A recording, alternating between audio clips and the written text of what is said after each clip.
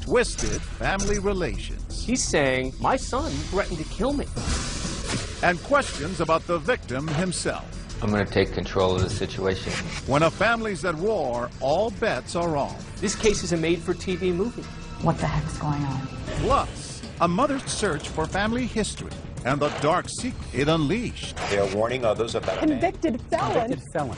A man from their past. And he gave me this just sort of evil smile. Now a part of their present. Everything that you knew to be true all of a sudden wasn't. Strange relations. And a bank teller forced to strap on a bomb to rob her own bank. But is she the pawn or the queen? It was just like money everywhere. She's filling holes before we even find them. Secret intentions. Welcome to 2020 on ID. I'm John Quinones. Sometimes people surprise us in the most troubling ways. A neighbor, co-worker, even a spouse harboring deep and disturbing secrets. Coming up, 3 stories of ordinary people plotting shocking deceptions. First, a mysterious shooting on the highway. It appeared to be a case of road rage. But as Gio Benitez first reported in 2014, peel back the layers, and a tale of twisted family relationships emerges, where everyone takes sides and someone decides to get even. Las Vegas, 4:30 a.m. on a brisk November morning. As the party on the Strip winds down, Robert Bessie is putting pedal to the metal on Interstate 15, hurrying to his job as a heavy machine operator at a landfill out in the Mojave Desert. Suddenly, he's got company. I'm about midway into my commute. A vehicle comes onto the highway. They just kind of hang right there. As I turn my head, I hear a pop.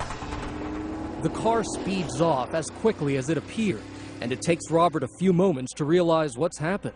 In the corner of my eye, I could see that my rear window was blown out. At that point, I feel some blood on the back of my neck. I can feel the spent ammunition, the bullet.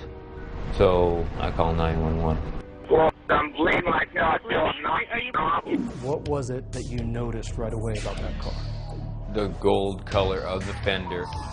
Robert is rushed to Las Vegas University Medical Center, where doctors do, in fact, remove a single bullet from his neck. As you can see from this photo of his wounds, his odds of survival were longer than drawing an inside straight flush at Caesars. Because I was turned and it hit the skull, that's what stopped me from dying. Authorities are puzzled. It's a scary situation, but what... So it's no surprise local reporters paint Robert Bessie's shooting as a road rage story at first. Road rage, which authorities say could be the case here.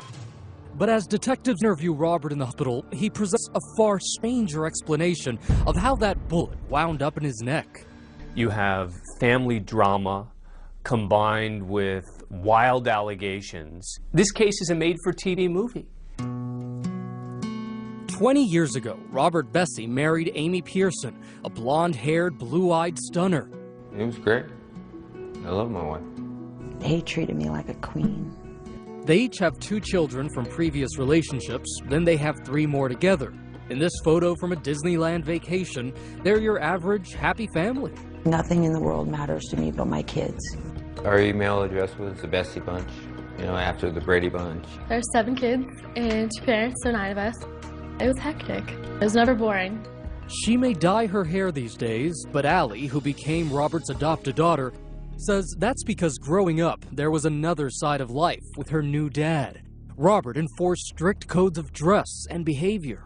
They wanted us to seem like the perfect family when behind closed doors, it was hell. According to Amy's sisters, Mary Johnson and Donna Speakman, Robert even dressed his once glamorous wife. Amy wasn't allowed to wear certain clothes. It was loose and baggy, nothing to show form. It came to a point to where Robert would lay her clothes out in the morning before he went to work. And that's when we started going, wait a minute, Amy, what's going on? And what would she say? She's like, I'm being obedient to my husband. The family says you were controlling. Were you? When I meant no, I meant no. When I meant yes, I meant yes. Is that controlling? I don't know. For years, Amy was okay with that arrangement. Being a wife is exactly what I was made to be. But the same could not be said for her firstborn son, Michael, who became Robert's adopted son. He was a disciplinarian. This was not his biological child. There were problems. As Michael grew up, he was so intimidated from Robert because he couldn't do anything right.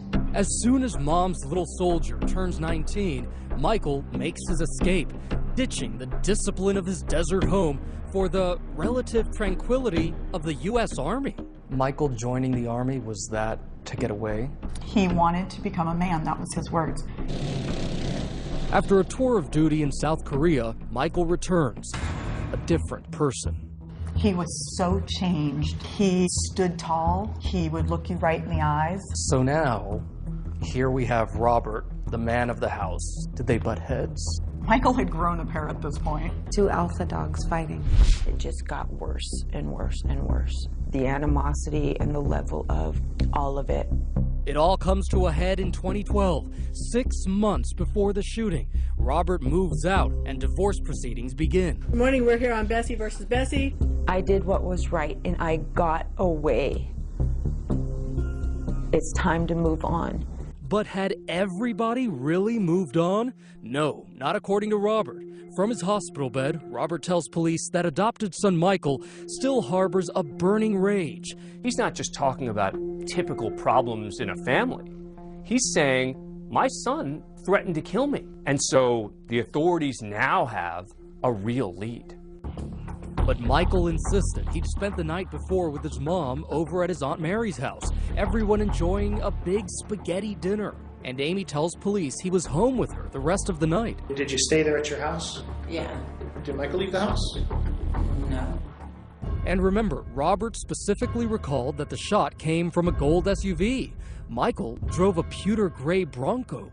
The shooting remains a mystery until a tip breaks the case wide open. The suspect's vehicle was a gold-colored Chevy Tahoe or Suburban. Thanks to news coverage, a trucker reports seeing a gold SUV at this gas station the morning of the shooting, just a few miles from the interstate. If Robert hadn't said gold SUV, we don't have our key piece of evidence. Police head here and check the security cameras. In a word, bingo, and we're not talking scratch off.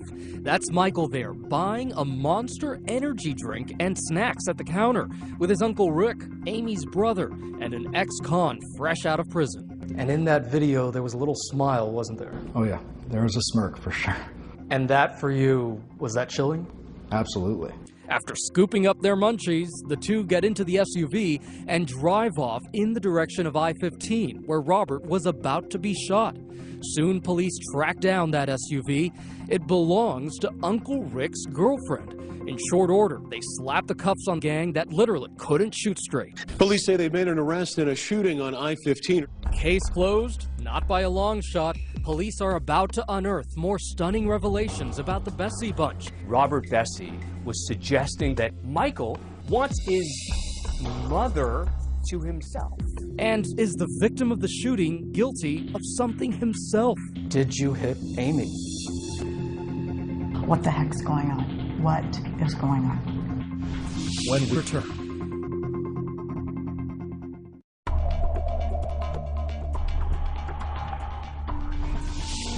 21-year-old Michael Bessie, another man identified as Richard Pearson, was arrested on attempted murder and battery charges. Even after Michael Bessie and his Uncle Rick have been arrested in the attempted murder of Michael's adoptive father, Robert. Investigators are just scratching the surface of this case. This case kind of got out of control quickly.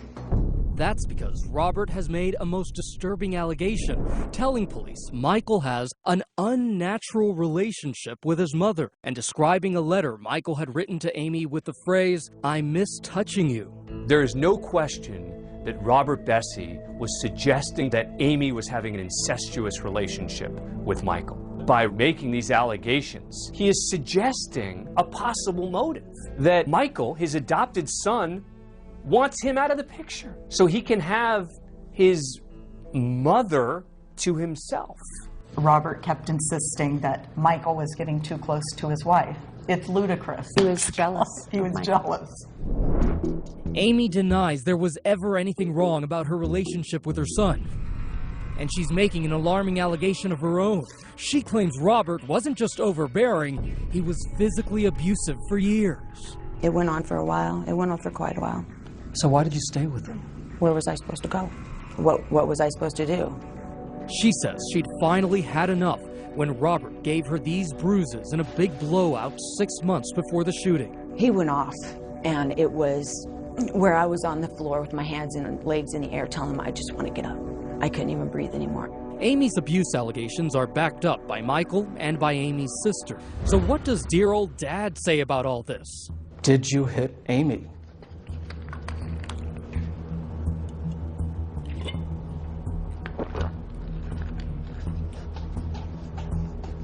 I'm going to take control of the situation. I won't talk about anybody in my family, and that is me taking control right now. And that is my example of controlling. You won't say whether I did you hit anyone or not. We're not talking about that. Police are now exploring a new theory, that Robert's estranged wife hated him enough to have plotted his murder with Michael and Uncle Rick. Were they just pawns in this game, and was Amy the queen? We suspected Amy was involved because she was the one that directly benefits from Robert's death. She's the mastermind. But prosecutors don't think Amy's motive was her safety. Robert had already moved out of the house and was keeping his distance. No, they say, it's something much simpler, something folks in Vegas would understand. A jackpot. She was the beneficiary on his life insurance policy. And that life insurance policy was worth $250,000. But Amy told police just what she told us. Sitting here today, you can say you had absolutely nothing to do with that shooting. Positively. Absolutely. Nothing. Her alibi, the same as Michael's. She says she was at that spaghetti dinner at her sister's house the night before, then went home and was asleep in bed when the crime occurred. A month after Michael's arrest, Amy is still in the family home with her kids, being a mom. That's when a bombshell explodes in the district attorney's office. We had a jailhouse informant send a letter actually to Sam's desk. Michael has been spilling his guts to a snitch, saying Mommy had murder on her mind. As I read the letter, there were a number of details that he provided. Among those details, that Amy had been plotting Robert's murder for months. Robert and Amy had the big blowout that spawned the whole divorce proceedings. I think that's when she started to plot his death. And the letter also blows up Amy's alibi and puts her near the scene of the crime. Michael has told the snitch Amy didn't stay home in bed. In fact, she drove to a diner just down the highway from the shooting, picked up Michael, and helped him get away. The noose is tightening. At that point, did you think you would be arrested? No, I didn't have any idea about any of it. That is beyond me. That is evil. The prosecutors aren't buying it. They charge Amy with 7 different felony counts and get ready to take her to trial. Amy Bessie is charged with plotting to kill her husband in a drive-by shooting, with her brother and her son carrying out the crime. As the trial begins, the prosecutors come out swinging. Hell hath no fury as a woman scorned, and that fury is the rage that she felt against her husband, Robert Bessie. They tell the jury that they now have evidence Amy had hatched schemes to off her husband, not once, not twice, but she tried at least 3 times. What follows is a parade of would-be and wannabe assassins. Enter Courtney Smith, Michael's ex-girlfriend. She testified that Amy spoke about that insurance policy incessantly. She said that it was for $250,000 and that she had made the comment that he was worth more dead than alive. And Smith says she was in on one of the first unsuccessful murder plots, a failed attempt to poison Robert on Father's Day. Death would be delivered in a can of Red Bull laced with arsenic. Who delivered that Red Bull to Robert? I did. Who actually handed it to you to deliver to Robert? Amy. The defense draws out that Courtney has an axe to grind with Amy. And then you have a conversation with police, during which you describe Amy as a bitch. She can be. Up next, Vincent Sweeber, Michael's biological father, Prosecutors say Amy tried to recruit him as a hitman too. There come a point in time where she asked you to make him disappear. Yeah. Okay. What did you take that to mean? Dead. The third time was the charm. Prosecutors say Amy decided to keep things in the family, turning to her baby brother, ex-con Rick Pearson, recruiting him and her own son Michael to do her dirty work. Everything leads back to Amy Bessie. Did you ever tell Rick or Michael or both, did you ever tell them, I wish he was dead? No. Not in those words. I did make the comment in front of everybody in my family that I wish the son of a bitch was dead. So in front of your family, you told them, I wish he was dead? Yeah, as a blanket statement, not somebody do this for me, somebody do this for me, like it was portrayed at trial. That quote is one of those things that you wish you could take back. But there's no going back now. Prosecutors are finally ready to lay out their chronology of the crime. It is the night before the shooting. Amy and Michael are at that spaghetti dinner at Aunt Mary's. At 10:44 p.m., prosecutors say a telltale text is sent from Uncle Rick to Amy. Rick was communicating with Amy and saying, well, just everybody there. I love it when a plan comes together. 1:47 a.m. The plan is afoot. Prosecutors say the three conspirators go silent on their cell phones. 3:28 a.m. Michael and Uncle Rick pick up that energy drink and get spotted by the gas station security cameras near the scene of the crime. She said if her tweaker brother hadn't stopped to get an energy drink, they would have never gotten caught. 4:35 a.m. The plan is executed on that lonely stretch of Interstate 15. Who do you think pulled the trigger? It's impossible to say. And at 5:07, yet another boneheaded mistake. Uncle Rick calls Amy, pinging a tower nearby the crime scene. There's no question this was amateur hour.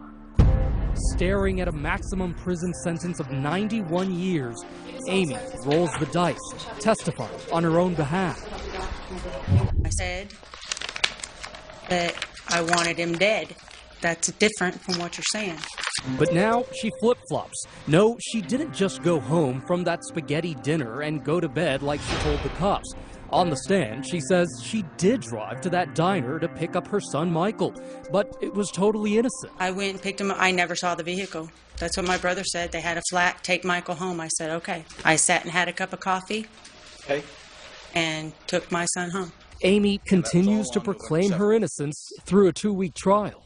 Did you participate in any way in the attempt on Robert Bessie's life? No, I did not. But the Vegas jury doesn't go for it, returning a verdict in time to make it home for dinner.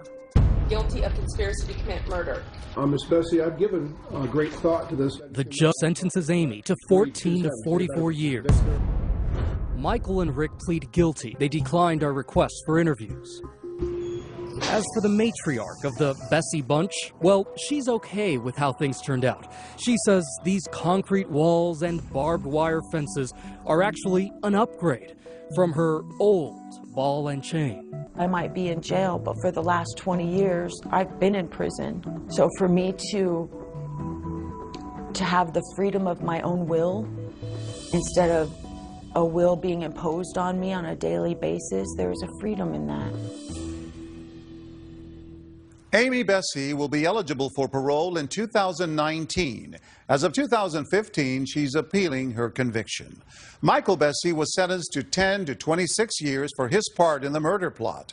Rick Pearson was sentenced to 12 to 30 years. And Michael's ex-girlfriend, Courtney Smith, who testified that she delivered that arsenic-laced Red Bull to Robert, later pled guilty to accessory to commit a felony and was sentenced to 3 years probation.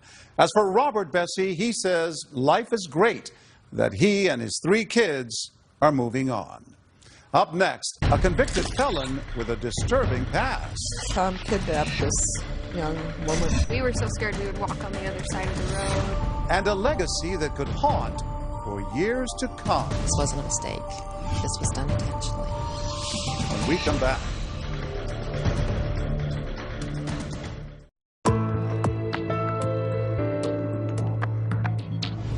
Sometimes deception can take years to unravel. For the woman you're about to meet, a simple act would uncover a shocking secret more than 2 decades in the past. And as Cecilia Vega first reported in 2014, it would shake the very notion of what defines her family.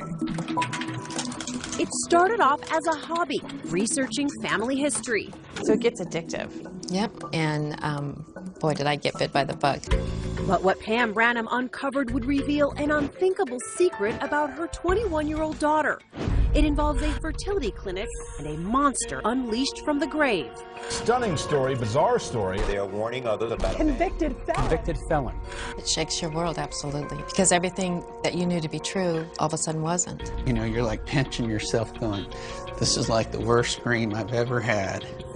I'm going to wake up, and it didn't happen. It happened. It happened. It happened in Salt Lake City.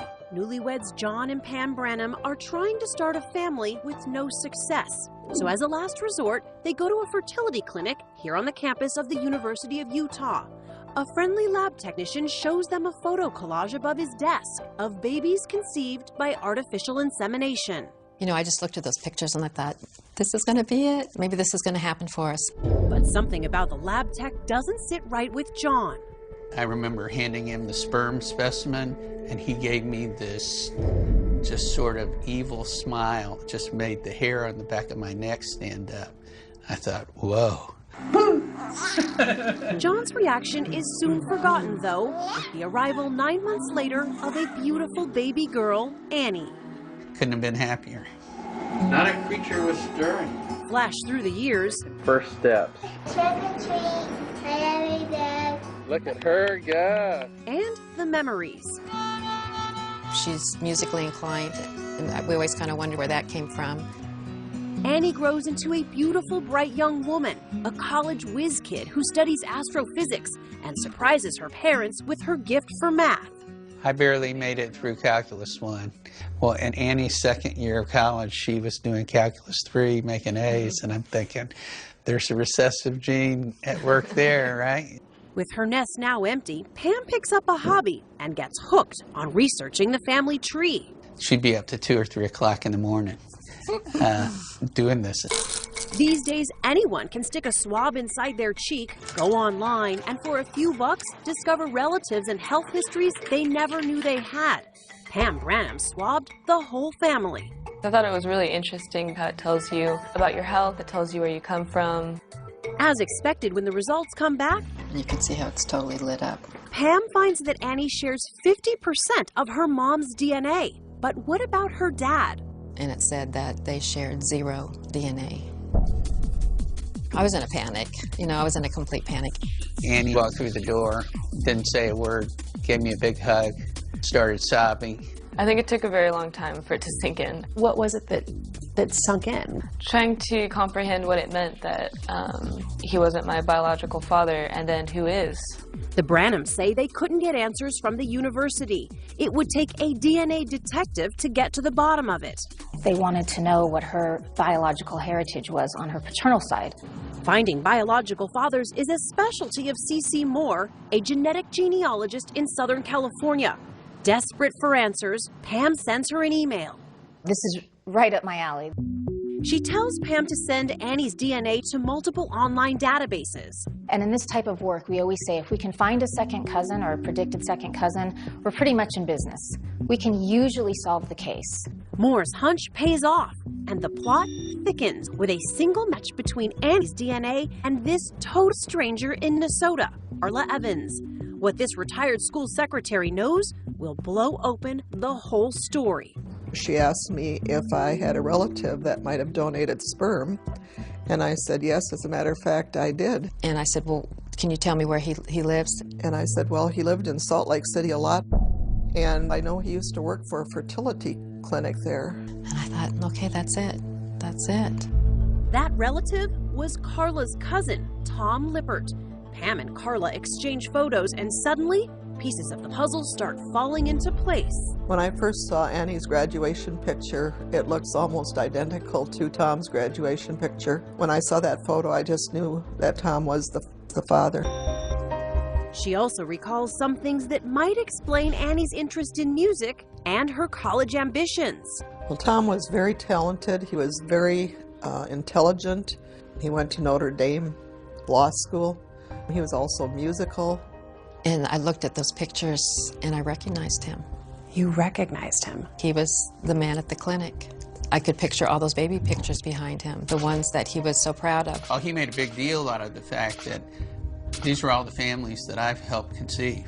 This is so creepy. Picturing him sitting next to that wall is chilling. And I just thought to myself, this wasn't a mistake. This was done intentionally. But the story dead ends in a cemetery. Tom Lipp died in 1999. Case closed. Until, that is, Carla Evans drops a bombshell. And said, Pam, there's something I need to tell you, and I want to be totally upfront with you about who my cousin was and what he did. Tom kidnapped this young woman. That's right. Tom Lippert was a convict, a kidnapper who gained national attention in 1975, sentenced to 6 years in prison for abducting a young woman. The details would unhinge everyone. He held her for 3 weeks, sometimes in a metal-studded box. For me, that was as devastating almost as finding out. After getting out of prison, Lippert married a nurse, Jean, and settled in this quiet Salt Lake neighborhood. He terrorized the neighborhood kids. We were so scared we would walk on the other side of the road. Tessa Murdoch says Lippert threw rocks, broke windows, and even made the local news. Did you throw these rocks last night? Absolutely not.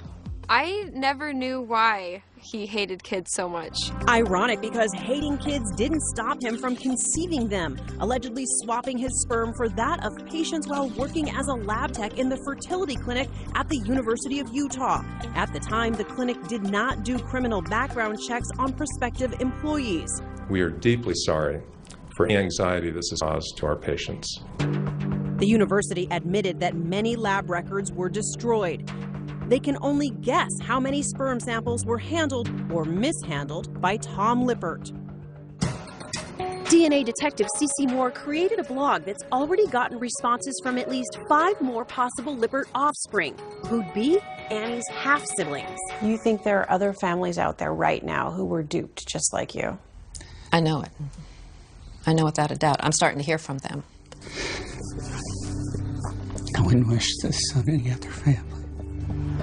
Still, the Branhams know their turmoil is far outweighed by the one beautiful blessing that came out of it, their daughter, Annie. What have you learned about yourself, about your family? That we're just the same. My dad is my dad, regardless of whether or not he's biologically related to me. He's the one who raised me.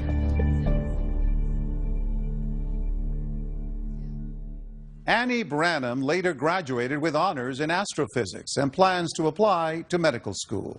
The fertility clinic the Branhams used closed in 1998. The University of Utah Medical Group reported that while several other families have come forward for testing, as of 2015, none have been matched to Tom Lippert. They continue to offer free DNA testing to concerned patients. None of the families who contacted Cece Moore have been matched to Lippert either. However, as of 2015, the Branhams say they did discover one person who matched Annie's DNA. When we come back, a bank teller turned into a walking time bomb. I have something strapped to me. But the real bombshell is the story behind it. You think you've seen it all, and then you find out that you haven't. When we come back.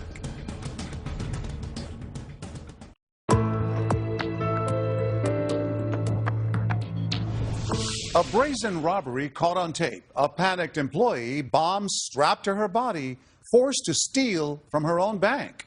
But as Jay Shadler first reported in 2014, that's just the beginning of this explosive story. The sun's coming up over East Los Angeles, and a bank heist is going down. Breaking news out of East Los Angeles, kidnapping and robbery at a Bank of America. A longtime bank employee has been kidnapped, strapped with a bomb, and forced into robbing her own bank. Why have I have something strapped to me? Can you hurry? I'm so scared. We're coming, honey. I'm gonna blow out. Alerted, the LA bomb squad rolls out of its headquarters and heads to the bank on South Atlantic Boulevard. This would be the highest threat level. Bomb Squad veterans Joseph Acevedo and Rob Harris. There's helicopters, there's police cars, people were pushed way back. The hunt is on for 2 bank robbers who strapped. Local reporter Rob Hayes is covering the heist for KABC. We're shooting from far, we had the chopper up, and we're just kind of waiting for this thing to play out. We have an innocent victim that's lives in danger. Our #1 priority is to get to that person. The victim is Aurora Barrera, an assistant manager for the bank and an LA native. At 8:20, with the bank still closed, surveillance cameras inside and out show Barrera carefully following the kidnapper's instructions, enlisting the help of the only other employee in the bank as she empties the vault and tosses 2 bags with $500,000 out the side door. At the very moment Aurora is dropping the bags out this bank door, a getaway car is pulling up on this side street. The robbers have timed this perfectly. We know that because one of the robbers spoke exclusively with 2020. It was like one of those moments where you have no control over your body. You're just in shock. It was just like money everywhere. Brian Perez has been recruited into this heist by his friend Richard Menchaca, who drove the first getaway car. Perez says the money is now transferred to his car to keep police off their trail. The handoff takes place at this car wash right around the corner from the bank. So he opened my door, and he pretty much threw all the money in the back of the car. You're sitting in a car wash, looking in the back seat. With over $500,000. Yeah. And he closes it up? Yeah. And then what? He tells me to go. He slapped the car like, get out of here. Back at the bank, the bomb squad begins the delicate but dangerous work of removing the bomb from Aurora Barrera's body. She was sitting in a chair at the desk, just saying, please, please, please, I don't want to die, I don't want to die.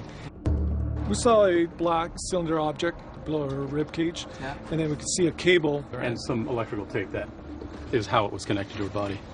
After calming Barrera, the device is gently removed from her. That's her finally walking free from the bomb and the bank. Now the device is isolated and destroyed with the help of the squad's robot. I went back down with the bomb suit, and I got down and pulled all the pieces apart and saw that there was no high explosives, there was no circuitry, it was not a bomb. Detective Harris signals code 4, meaning all is safe. The device is a fake, but an effective one. The robbers have made away with over $500,000 without ever having stepped into the bank. Where did the money go? It's a great question. This is Special Agent Black. FBI Special Agent Nicole Black and Huntington Park Detective Joe Settles are the first to interview Aurora after the heist. She was emotional during the interview. She would go into trying to describe the events, how scared she was at the time. I took a shower and... Slowly, the single 32-year-old woman recounts her early morning abduction. She got up in the morning, got ready for work. She went out to her garage as normal, and once she opened the garage, she was accosted by 2 black males. They told me that they've been following me, that they knew where I worked, and that I better do everything that they tell me to do. Held at gunpoint and forced to tape some sort of device on her stomach. They told me to strap it to myself. He gave me the tape. And then you put it around my waist and have some wires. I just saw wires and I'm scared. They gave me a backpack. And they told me to stuff it with the money and to throw it through the side door. But if I didn't do what they told me to do, that I was going to get hurt really bad. As night falls, the search for Barrera's kidnappers and bank robbers goes on. Authorities are following leads, attempting to track down those 2 suspects who apparently... I know they were African American or black. All I could see was part of this right here, and the way they spoke. But Barrera's memory is vague, and police begin privately questioning whether she was the pawn in this high-stakes game, or perhaps the queen. Stay with us, because this bank heist is about to turn into a Bonnie and Clyde whodunit.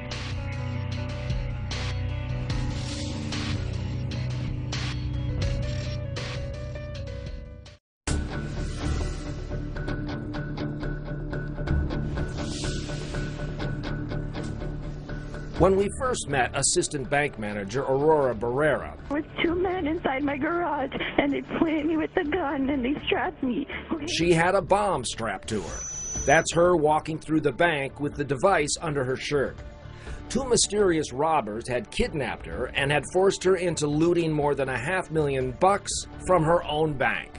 Forced to open the vault, throwing bags of cash out the back door. In addition to swarming media coverage, local detectives, prosecutors, and now the FBI are all involved in this bizarre case. Bank robbery, bomb, kidnapping. You got a trifecta there. But you can bet the story's just starting when the cops begin pressing Barrera. Looking for answers, they find only questions and doubts. I want you to make sure that you're thinking of all your senses. Red flag number one, Barrera's demeanor on bank surveillance. At times, she buttons her jacket or kind of tries to potentially hold the device up as if it may be falling off. A reasonable person that would think they had a device strapped on them that was going to blow up. You'd think she'd be on eggshells the entire time. Right. And she wasn't. Red flag number two, Barrera is long on dramatics, short on details. What did you hear? What did you see? What did you smell? She couldn't answer those questions for critical points in the timeline. It was like pulling teeth. One of the things that we noticed right away was that she had a tough time calling the device a bomb. She was very reluctant to say anything more than that thing. The other guy gave me the whole thing. He's the one that had that thing. He was holding the thing. And the bomb, as we know, turned out to be a hoax, leading to red flag number three. Okay, so you're kind of holding it in place with your right arm, and then just putting some straps of tape there. Barrera says the electrical tape used to attach the device was torn with her own hands. the tape stretches when you try to tear it. Usually you need scissors to cut that sort of tape, which would create clean edges, and that seems to be the case in these photographs. And it would be very difficult to hold a device, hold a shirt up, tear or cut tape while being held at gunpoint. And finally, red flag number 4. Maybe we stuffed the bag mostly with singles. Instead of filling the bags with singles, as she claims, Barrera went straight for her bank's big bills. So what you can see is that Aurora, in loading up the money, took only the large bills and left behind the ones. If it was your bank and you were trying to protect it, you'd think you'd start with the ones and leave the hundreds behind. But all of these red flags are just circumstantial evidence. The license plate of the getaway car is not. Watch. Right after Barrera drops the money out of the bank's back door, her co-worker rushes to look out a side window, glimpsing the license plate and giving investigators a solid break in the case. The car is linked to Barrera's boyfriend, Ray Vega, an ex-Marine and a firearms instructor. Vega is cocksure of himself and a tad too angry when the cops call him in for questioning. I'm pretty pissed off. You could have called me, man. I got hooked in front of a bunch of people that respect me and that I respected. That's really jacked up, Joe. He was very agitated. He was angry at the fact that he was being investigated for being part of the robbery. I may be a man or a dirtbag, but I'm not a bank robber. Try telling that to your accomplice, Brian Perez, who spoke to us in an exclusive interview. How would you describe Vega? Intimidating guy. Vega just came off as like a James Bond kind of wannabe. You look into his eyes and you kind of realize that he might not be totally sane. Perez, who will later become one of the chief witnesses against both Vega and Barrera, laid out the whole heist to us while driving through the key East LA locations. Basic plan was he had a girlfriend that worked inside, was going to be a bomb on her chest. She was going to throw money outside of a door. Someone was supposed to pick it up and drive off with it. What did you think? Crazy. In my mind, I was like, well, this guy's nuts. And yet, you agreed to it. I mean, yeah, I did agree to it. He threatened me. He could put a bomb in my car, my parents' car. Fearing Vega, Perez continues with the plan. That's him rendezvousing with Vega in a parking lot near the bank. Later, Perez transfers the loot to this suitcase and heads to a Ramada Inn 7 miles away from where the heist went down. Here, Perez, Vega, and the driver of the first getaway car, Richard Menchaca, were to begin splitting the spoils. Vega shows up. He enters through the door right there. First thing he looks, he doesn't even look at us. He looks at the money on the table. He just says, I can't believe it. You know, we got away with it. Is that what he says? Yeah. And is that what he says? They all might have gone scot-free if not for Ray Vega's king-size ego. Even in front of the cops, humility is not one of his strong suits. In fact, he's so confident in himself that he's basically begging you to go look for information on him. Yeah, he's filling holes before we even find them for us. Like this. If you guys can pull up my phone, you guys can see the history. Then you guys can see where it pinged off the cell phone towers where the hell I was. They did, and he wasn't. His phone was using cell towers 20 miles away when he was supposed to have spent all night at this Days Inn. I do think he believed that he could convince us that his story was true. Enough so that we wouldn't look into it further. At trial, Brian Perez's testimony against his former accomplices proved crucial. He was sentenced to 5 years probation, but Vega got 14 years, Barrera 9. So was Barrera the mastermind of this heist, or just one of the players? She walked into the bank armed with a hoax explosive. I would always think that Aurora planned everything inside the bank because she knew the bank.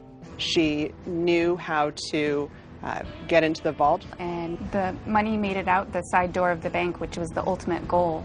So to that extent, Aurora pulled it off. She did. In the end, while the criminals were caught, where's the money? If anyone has the answer to that, they can feel free to give our office a call.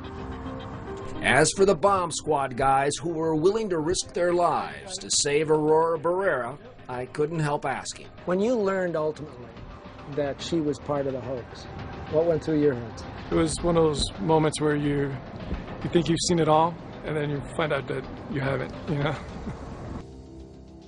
As of 2015, both Aurora Barrera and Ray Vega are appealing their convictions. All the defendants were ordered to repay the money they stole from the bank. I'm John Quinones. Please join us next time for another edition of 2020 on ID.